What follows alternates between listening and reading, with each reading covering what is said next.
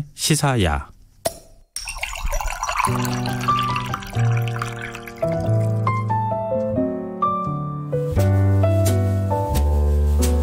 맛있고 멋있는 우리 술을 찾아 떠나는 불금의 교양학 시간입니다. 주류문화 칼럼니스트로 활동하고 있는 숙명여대 미래교육원 명욱 교수 오늘도 나오셨습니다. 안녕하세요. 안녕하세요. 명욱입니다. 네. 우리 지난주에는 진과 진토닉을 네. 비롯해 이른바 약술이라고 하는 것에 대해서 좀 알아봤잖아요. 네. 근데 좀 지난주는 맛배기를 했다고 하면은 오늘도 또 좀 이제는 진짜 진득한 약술, 뭐 그런 것에 대해서 준비를 또 해오셨다고요? 네, 약술의 이제 기원부터 쭉 한번 얘기를 한번 해볼까 합니다. 특히 이제 최근에 이제 다들 코로나 바이러스 때문에 힘들어하시는데, 네. 우리가 또 이런 걸 잘 이겨낸 케이스를 한번 더 봐야 되지 않습니까? 그렇죠. 보니까 이게 바로 되게 유명한 나라가 있는데 보드카의 원조인 폴란드가 흑사병을 잘 이겨낸 케이스가 있더라고요. 흑사병을 잘 극복해낸. 보드카로 설마 뭐 그거는 이제 천천히 설명을 드리는 걸로 하고요. 갑자기 그런 생각이 들었는데 설마 아닐 것 같은데? 좀 연결은 돼 있다고 좀 말씀드릴 수 있을 것 같은데. 연결이 돼 있어요. 연결이 있습니다. 그래서 이제 그렇군요. 유럽 약술의 역사와 그리고 흑사병. 그래서 폴란드 얘기를 쭉 한번 해볼까 합니다. 네. 근데 예전에 한번 저희는 나눈 적이 있는데 청취자분들이 계속 쭉 들으시네요. 우리 애청자분들은 아시겠지만 그렇지 않은 분들이 혹시 또 뭐 분들한테 참고가 될까봐 제가 여쭤보고 싶은데 보드카가 원조가 폴란드가 맞습니까? 이제 폴란드가 열심히 자기라 주장을 하고 있고 자기네 것이라고 러시아하고 법정 다툼을 벌였죠. 1970년대. 근데 보드카라는 어원 자체가 맨 처음에 나오는 건 폴란드가 맞아요. 근데 산업화시키고 그걸 넓힌 것이 러시아이기 때문에 러시아가 원조다라고 좀 더 손을 들어줬는데 당시 폴란드는 러시아 위성 국가였기 때문에 과연 그것이 진짠가라는 부분에 있어서 폴란드의 손을 좀 더 개인적으로 저는 좀 더 들어주고 싶다. 그래서 보드카의 원조가 폴란드다 이렇게 말씀해 주셨다고요? 폴란드 사람들은 굉장히 자부심이 강한 것 같더라고요. 그럼요. 그거에 대해서는. 뭐 그 음악가 이름 딴 쇼팽. 그걸 굉장히 이거 대단한 거야 이렇게 또 얘기도 하고 그러는데요. 네, 참고 삼아서 얘기 나눴습니다. 우리가 약주라고 하는데 유럽에서는 약주라는 개념이 언제 처음 생겨났습니까? 네, 뭐 약주라는 표현 그러니까 결국 이제 술을 약으로 이용한 건데요. 이게 언제냐면은 뭐 기원전 4세기, 3세기. 쯤에 이제 히포크라테스라고 있지 않습니까? 그리스의 의사이자 의학의 아버지라고 그렇죠. 불리잖아요. 철학자기도 하고. 근데 이 인물이 결국 뭐랬냐? 철학과 종교에서 의학을 떼냈어요. 그래서 과학에 기초한 의술을 많이 전파를 했는데 이때 이 히포크라테스가 뭘 했느냐? 와인에 약초를 넣어서 최초로 약수를 만듭니다. 물약의 기원이었던 거죠.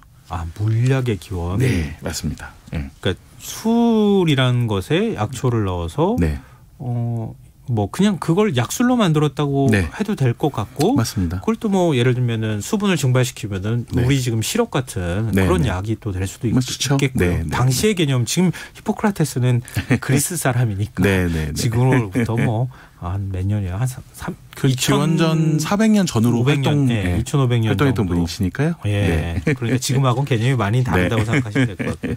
근데 약초를 왜 굳이 와인에 넣었을까요? 다른 방식으로는 할 수 없었을까요? 이게 이제 술에 넣으면은 무엇보다도 약초의 성분이 빨리 빠져나옵니다. 그래서 우리나라 그 사약을 만들 때도 그 사약에 꼭 술을 넣었어요. 사약에 술을 넣었어요? 독의 성분이 빨리 나오라고. 그래서 그걸 먹으면은 빨리 더 세상을 뜨게 되는 거죠. 그러니까 결국 술이란 것은 성분을 빨리 내게 하고 또 몸에 빨리 퍼지게 하기 때문에 이렇게 약술로 많이 쓰였고요. 뭐 또 재미있는 것은 또 이게 와인에 넣지 않습니까? 와인에 넣는 것이 이게 최근까지 있었어요. 와인에 넣는 약술 같은 개념이. 200년 전까지. 대표적으로 뭐였느냐. 지금은 탄산음료로 바뀐 거. 뭘까요? 뭐냐 콜라입니다. 콜라가 와인하고 어떻게? 이게 뭐냐면은 미국 남북 전쟁이 일어났었을 때 당시 와인에 코카인을 넣고 국소 마취제로 사용했던 거예요. 근데 나중에 중독성이 있다는 걸 알고 와인은 시럽으로 바뀌고 코카인은 카페인으로 바뀌어서 나온 것이 지금의 콜라죠. 이것도 일반 상식으로는 굉장히 흥미로운 얘기네요. 네, 굉장히 뭐 콜라는 원래 약술이었다. 그리고 와인에서부터 출발하는 거였어. 네. 네, 알겠습니다. 그리고 히포크라테스가 네. 굳이 이렇게 약주를 만들게 된 배경도 좀 궁금해요. 네, 이제 뭐냐면 결국 이제 그리스의 그러니까 아테네죠. 당시에 네. 이제 전염병이 돌았기 때문입니다. 뭐 혹자는 이걸 가지고 또 흑사병이다 이렇게 얘기하시는 분도 계신데 네. 그 대응책으로 나온 거예요. 당시 또 이게 기원은 4세기인데 또 이게 아테네가 당시 좀 힘든 상황이 있었어요. 뭐냐면은 스파르타하고 이 펠로폰네소스 전쟁을 치르고 있었던 그 과정이었습니다. 네. 근데 아테네가 이 전염병이 많이 돌잖아요. 네. 결국은 전염병이 많이 돌아서 졌다. 이렇게 얘기를 또 많이 해요. 역사학자들은. 그 스파르타한테 진 게 네. 전염병 때문이다. 네. 그렇게도 얘기를 많이 하죠. 네. 그렇군요. 뭐 오늘 시간이 네. 뭐 의학으로 갔다가 뭐 일반 상식으로 갔다 역사를 갔다 그러는데요. 아테네가 이렇게 전쟁에서 지도록 만든 네. 전염병이 돌게 된 계기가 있을까요? 뭐 돌게 된 계기라기보다는요. 네. 좀 퍼지게 된 계기가 뭐냐면은 민중 정치를 하잖아요. 사람들마다 모여놓고 연설을 많이 하고 가르치고 아카데미라는 말도 다 이렇게 그리스어에서 나온 것처럼 그걸 많이 하다 보니까 네. 결국만이 이런 균들이 퍼지기가 쉬웠던 환경이 조성될 수밖에 없었어요. 우리 요즘 말로 밀접 접촉이 많이 네, 맞습니다. 그래서 결국은 이 펠로폰네소스 전쟁에서 스파르타 진 게 뭐냐면 당시 여기에 이제 위대한 지도자로 불리는 페리클리스라는 인물 되게 유명하지 않습니까? 네. 이 사람들 결국 이 전염병으로 죽게 돼요. 그러다 보니까 결국은 그 밀접 접촉을 통해서 아테네가 진 것이다라고 해석하는 역사학자분들도 계시다는 거죠. 흥미로운 얘기네요. 근데 그 약술은 전쟁이나 전염병이 돌 때 아무래도 많이 개발을 하려고 시도했을 것 같아요. 네, 맞습니다. 네, 그러니까 대표적으로 이제 유럽에 이제 흑사병이 엄청나게 유행을 했던 건 14세기인데 네. 그때 전후로 굉장히 많이 개발을 하게 되죠. 누가 개발하게 되느냐? 당시 이제 의사들도 제대로 없으니까 수도사들이 뭐 증류주에다가 네. 레몬 넣고 장미 넣고 오렌지 꽃 넣고 약재 넣고 해서 만들게 되는데 그게 지금 이제 에릭서라 그래가지고 네. 현대 물약을 지칭하는 단어가 또 되기도 했습니다. 와, 네. 그렇군요. 네. 근데 뭐 중요한 거는 네. 약술을 이렇게 열심히 만들었잖아요. 네. 그게 진짜 전염병을 뭐 치료하거나 이런 네. 효과가 있었습니까? 별로 없었어요. 네, 별로 없었습니다. 네. 네. 당시 이 흑사병의 원인이 도대체 뭔지를 모르는 거예요. 당시 이제 흑사병의 원인은 이 쥐에 서식하는 쥐벼룩이라고 우리가 지금은 알지만 네. 당시 몰랐던 거죠. 그래서 당시 이제 이게 뭐 사탄의 소행이다 그래가지고 그 사탄의 상징이 또 하나 고양이라는 게 있었잖아요. 네. 근데 고양이가 쥐를 잡아먹는데 네. 고양이도 다 잡아서 죽여버리고 하다 보니까 그리고 다들 초기에는 종교에 또 의지를 많이 하게 됩니다. 그렇죠. 그런 네. 시대였던 거죠. 그렇죠. 그런 시대였죠. 그러다 보니까 오히려 성직자들이 더 먼저 죽게 되고 그러다 보니까 뭐 자연적으로 이제 신본주의에서 인본주의로 넘어가게 되는데 그러니까 아직도 근데 그 이후로도 100년 동안 이 원인을 잘 몰라서 다 도시는 바닥바닥 붙어 있고 막 그 위생 관련도 제대로 없었잖아요. 화장실이 제대로 없었잖아요. 네, 다 맞아요. 그냥 위에 3층에서 오물 던지고 막 이렇게 했던 건 유럽의 실은 도시였잖아요. 중세 시대에. 그러니까 유럽에 우리가 굉장히 멋있다고 생각하는 도시에 가면 네. 원래는 다 그 도시의 건물에 화장실이 없었던 거예요. 그러니까요. 예. 그랬었고 뭐 네. 베르사유 궁전도 화장실이 없으니까 다 여기저기 다들 오물이 되게 많았다고. 그래서 뭐 하일이 생겨났다고. 그렇죠. 맞습니다. 예. 결론적으로 뭐냐면은 결국 흑사병에 대한 개념이 제대로 잡히지 않은 상황에서 약술에만 의지를 했기 때문에 해답이 없었던 겁니다. 그럼 흑사병에 대한 대책은 언제 만들어지는 겁니까? 이게 이제 14세기부터 슬슬 마련이 되는데 네. 대표적으로 뭐냐. 베네치아에서 검역을 실시해요. 검역이라고 하는 개념이 생겨나군요. 네. 검역이라는 개념이 생겨난 거죠. 네. 이게 뭐냐면 배가 딴 데서 들어오면 40일 동안 부두에 머무르게 합니다. 배 내에서 그 네. 선원들이 내리지 못하게 한다. 네. 흑사병이 유행한다. 딱 그러면은. 네. 이후에 살아남은 사람 또는 뭐 전혀 전염이 되지 않은 사람만 내릴 수 있었던 거였죠. 우리 자가 격리 조치랑 똑같은. 비슷합니다. 예. 그래서 이제 이탈리아의 40을 뜻하는 뭐 쿠아란타라는 단어에서 영어의 검역이라는 쿼런틴이라는 단어가 나오게 됐어요. 네. 굉장히 이렇게 뭔가가 네. 역사적 강의를 좀 듣는 그런 느낌입니다. 네. 근데 흑사병이 유행할 당시에 네. 뭐 당시 영국, 프랑스, 이탈리아, 독일 거의 뭐 서유럽이 거의 초토화되다시피 했잖아요. 네. 근데 상대적으로 피해가 적었었던 곳이 있었죠. 네, 네. 여기가 좀 아까 말씀드리는 저 개인적으로 보드카 원제로 생각하는 폴란드인데요. 아, 그래서 오늘 폴란드랑 여기랑 연결이 되는군요. 맞습니다. 예. 네. 그러니까 뭐냐, 이 보드카 그러면 증류주잖아요. 네. 알코올 도수 높잖아요. 이걸 뭘로 하느냐? 네. 소독을 하는 문화가 있었던 거예요. 폴란드. 아, 그 술로 소독을. 네. 예. 그리고 우리가 보통 소독하면은 손 정도 요즘 이렇게 소독한다 이렇게 생각을 많이 하잖아요. 네. 근데 폴란드는 단순히 손이 아니고 네. 몸 전체를 소독을 했어요. 목욕을 했다는 얘기예요? 뭐 목욕까지는 아니라 닦아낸다든지 뭐 이런 것들이 좀 있었던 거죠. 네. 그리고 이 증류주로 식기, 가구, 사람들 다 같이 손 닿는 데들. 네. 그리고 화장실까지 살균 처리했던 거죠. 아, 그걸 살균 효과가 네. 있다는 건 알고 있었던 모양이에요. 그러니까요. 예, 예. 그래서 굉장히 이걸 피해갈 수 있었고 무엇보다 청결했어요. 네. 그리고 또 하나는 서유럽은 도시들이 다들 붙어 있고 집들이 따닥따닥 붙어 있는데 네. 이 폴란드 같은 경우에는 주변에 자연이 굉장히 많이 남아 있었던 거예요. 네. 그러니까 실은 서유럽보다는 좀 떨어져 있잖아요. 동유럽이잖아요. 네. 그러다 보니까 자연과 숲이 많았는데 이 자연에 있는 야생 고양이, 늑대 이러한 동물들이 이 흑사병의 원인인 쥐를 잡아먹었던 거죠. 그러니까 자연을 남겨둔 거예요. 그래서 이 흑사병에서 폴란드는 하나의 오아시스 같은 존재가 되었다고 또 역사학자들은 또 얘기를 합니다. 네. 네. 아, 정의롭습니다. 결국 흑사병은 그럼 어떻게 해결이 되는 겁니까? 뭐 실은 이제 흑사병에 대한 역사를 많은 분들이 아시지만 정말 어마어마했잖아요. 뭐 네. 로마 제국을 멸망시킨 것도 흑사병이다. 뭐 동로마 제국 원나라까지도 멸망시킨 것이 이제 흑사병에 대해 이렇게 얘기를 하는데 네. 결국 검역이 생기고 네. 소독을 잘해야 된다는 걸 알면서 그리고 격리가 무척 중요하다는 걸 알게 되죠. 그러면서 이제 19세기 파스텔에 의해서 이 흑사병 균이 발견이 되고요. 네. 그리고 항생제가 생기게 되죠. 페니실린. 네, 그러면서 점차 사라지게 되는데 지금 뭐 상당 부분 많이 정복을 했다. 하지만 완벽히 아직 정복하지 못한 것이 이 흑사병이기도 합니다. 아, 아직 완벽하게. 네.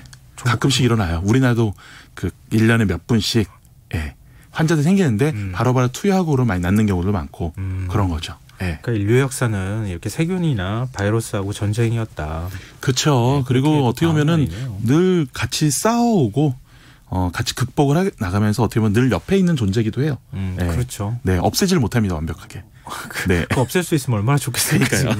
근데 어찌 보면 사람은 네. 또 세균한테 도움을 얻으면서 살아가는 존재이기도 그렇죠. 술 발효가 알코올 발효가 특히 그런 거죠. 이제 막걸리 같은 것들도 이제 효모에 의해서 이렇게 발효가 되는 것들이니까. 자, 그러면 지금의 유럽의 약술은 어떻게 불립니까? 네, 지금의 이제 유럽의 약술은 우리한테 이제 아시는 분들은 꽤나 익숙한 단어예요. 네. 바로 리큐르라고 불리죠. 리큐르요? 네, 리큐르. 네, 리큐르 불리는데 이 리큐르의 어원이 뭐냐? 바로 녹이다라는 리게 파세페라는 라틴어입니다. 아, 어렵네요, 이름이. 네, 리케 파세페. 네. 예. 뭐 여기까지는 외우실 필요 없을 것 같고 그냥 리큐르 정도만 있는데 뭐냐? 약재가 녹여져 있다. 네, 약재를 녹이는 것이다. 아, 그런 뜻인 거죠. 리큐르란 의미 자체가. 리큐르. 우리 그 어떤 그 단어적인 연상이나 네네. 이런 걸로 볼 때는 리큐르라고 하는 거는 네. 뭐 약술 같은 그런 느낌은 안 들어요. 그렇죠. 네, 맞습니다. 네. 예. 이게 약술에서 시작했다고 다들 생각도 잘 못하시죠. 예. 약주라는 이미지가 강하지 않은 이유가 네. 혹시 있을까요? 이게 뭐냐면 17세기에 들어오면서 이 흑사병이 적어지고 안정을 취하게 되면서 네. 이제 더 이상은 전염병 치료제로 마시는 시대가 아니게 된 거예요. 그러면서 이 태양왕이라고 불리는 왕이 있지 않습니까? 프랑스에. 루이 14세. 그렇죠. 네. 루이 14세가 이 리큐르를 되게 좋아했어요. 좋아했는데 그러니까 뭐 자기 목적은 뭐 소화 촉진이나 불로장생이다 하는 거 이유로 마셨는데 네. 물론 이제 불로장생은 못했죠. 근데 여기에 맛과 향을 추구하는 경향이 생겨난 거예요. 아, 그러면은 약재 네. 같은 거를 술에 넣어서 네. 일종의 약술을 만들었으니까 그 네. 향이 굉장히 좋았던 거군요. 네, 맞습니다. 일반적인 뭐 술을 마시고 술에 취하고 뭐 이런 개념보다는 네. 좀 술을 즐기게 됐다고도 볼 수 있겠네요. 그렇죠. 그러면서 이제 그 약으로 마시던 술이 이제 음용으로 취미로 이렇게 바뀌어가게 된 거예요. 그러다 보니까 어쨌든 루이 14세 같은 경우 굉장히 화려했잖아요. 네. 그리고 결과적으로 이제 17세기, 18세기에 귀부인들한테 사랑을 되게 많이 받아요. 여성들에게. 우리도 소주 같은 거 과실주 여성분들이 네. 좋아하시잖아요. 그렇죠. 네. 약간 좀 그런 거 비슷한 개념이라고 생각할 수 있는. 그 조금 고급스러운 느낌. 네, 맞아요. 그러니까 뭐 이런 몸의 장신구라든지 코디네이트하는 느낌으로 이 리큐를 고르게 되고 그러다 보니까 이 리큐라는 존재 자체가 어떻게 불려지냐? 액체 보석이다. 액체로 된 보석이다. 네. 그리고 마시는 향수다. 이렇게 말을 하게 된 거죠. 그러면서 어떻게 되냐? 유럽의 리큐르의 디자인이 굉장히 화려해져요. 유리공예가 발전하는 것과 같이 맞습니다. 굉장히 술병이 굉장히 아름다워지고 맞습니다. 고급 귀족들이나 고급스러운 사람의 취미 활동 비슷하게 술을 고급술을 즐기는 사람들이 맞습니다. 리큐르를 많이 찾게 그래서 됐다. 바에 가면은 굉장히 화려한 디자인에 들어있는 술들이 되게 많잖아요. 네. 파랗고 빨갛고 뭐 초록색이고 막 이런 것들인데 그런 것도 대부분 다 리큐르죠. 뭐냐? 보석을 추구하려고 했던 술. 하지만 원래는 약술이었다는 거. 중요한 포인트입니다. 근데 우리나라에서는 왜 이런 술들이 좀 약술이 뭐 많기는 하지만 뭐 이렇게 지금 리큐르라고 하는 것처럼 이렇게 발전하지는 좀 않은 것 같은데요. 네, 그러니까 아쉽게도 우리나라 약주는 약주라는 실은 이런 약용 기능성 술에 좀 머물러 있는 것 같아요. 그래서 서양의 약주는 약주에서 출발을 했지만 하지만 화려하게 꽃을 피웠죠. 뭐 액체 보석이다, 마시는 향수다. 그래서 또 우리나라는 근대 100년 동안 나라를 뺏기다 보니까 스스로 이거를 발전해 나갈 수 있는 여력이 없었고 또 하나는 압축 성장을 하다 보니까 결과적으로 문화에 대해서 우리나라 문화에서 뒤돌아보는 여유가 없다 보니 그냥 약주가 약주에서 머물러 있는 것이 현재 상황이다. 라고 저는 생각을 합니다. 술이 이제 발전하는 단계가 여러 가지가 있을 텐데 뭐 처음에는 서민적인 술에서 시작했다가 이런 전염병이나 감염병이 발생했을 때 거기에 또 맞추기 위해서 약술이 등장하기도 하고 그런 맞습니다. 여러 가지 술 문화가 섞이다 보면 또 일종의 고급 문화도 생겨나고 이제 그렇게 되는데 우리는 그런 과정들을 제대로 못 겪고 그렇죠. 그래서 그러다 보니까 결국 한국의 술은 약간 저렴한 이미지가 돼버린 거고 유럽의 술은 고급 술 이미지가 되어버린 거죠. 이미지입니다. 진짜는 그렇지 않은데. 이게 코로나19 때문에 많은 분들이 이제 술 마시는 것도 좀 그래. 그쵸. 친구하고도 못 마셔. 이런 답답함들도 표현하고 계시는데 맞습니다. 좀 즐거운 귀호강을 하는 그런 시간이 없기를 좀 바랍니다. 그리고 청취자 9166님께서 요즘 들어 평범한 생활들이 소중한 시간들이었다는 생각이 많이 듭니다. 우리 모두 힘을 합쳐서 꼭 이겨내자고요. 라고 하는 정말 문자 주셨습니다. 이겨냈으면 좋겠습니다. 화이팅 한번 해주시고요. 화이팅. 저도 화이팅입니다. 오늘 불금의 경악 지금까지 숙명여대 미래교육원 명욱 교수와 함께했습니다. 오늘 말씀 굉장히 재밌었습니다. 고맙습니다. 고맙습니다.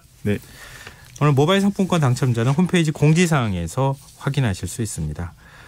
끝곡으로 크리스토퍼 크리스의 Best That You Can Do 띄워드리고요. 이번 주 순서 모두 마무리하겠습니다. 저는 월요일 밤 다시 찾아오겠습니다. 편안한 밤 되십시오.